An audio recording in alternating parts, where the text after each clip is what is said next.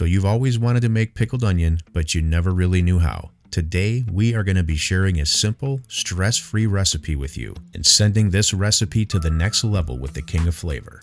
These onions go great with everything, and once you taste them, you'll be making them over and over again.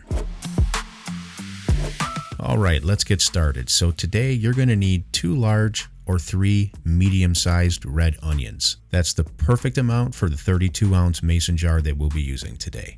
So start by cutting off the top and bottom area of the onion, then halve the onion by cutting right down the middle.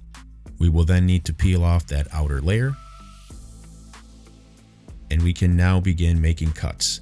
I like to cut these in half circle shape, about a ½ inch wide. But if you like your onions thinner, you can certainly cut these thinner for your preference. While we're making these cuts, I'd like to invite you to go ahead and subscribe to the channel now. Be sure to go ahead and like this video and leave a comment. Let us know what you think of this recipe and maybe make some suggestions for future recipes. One quick note, if you're concerned about uniformity, you can go ahead and remove this center section of the onion. But I like minimal waste, so I'm going to be leaving it. Once all of your cutting is complete, it's time to separate the onions. Now simply transfer them into your jar. And we will now be infusing these onions with some incredible flavor from the El Yucateco Red. I'll be using about 1 ounce today, but you can add more if you want some extra kick.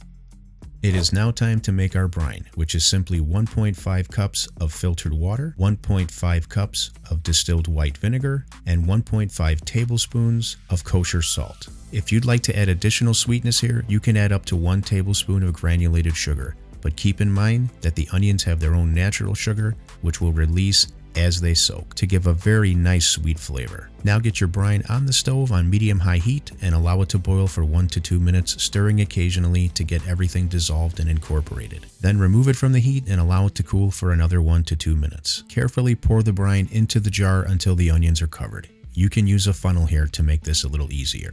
Screw on your cap, give these a good shake, and place them upside down on the counter to cool. Doing this will allow that heat to help seal the jar and keep them fresh. These will stay good for up to 2 to 3 weeks in your refrigerator. Once they cool, get them into the refrigerator, and 24 hours later, you can see the difference between the ones we just made and the ones that were in the refrigerator for 24 hours. Just take a look at that beautiful color, and believe me, these are delicious. So that's it for today's video. I hope you enjoyed it. Don't forget till next time to kick up all your recipes with the king of flavor, and I'll see you on the next video. Cheers.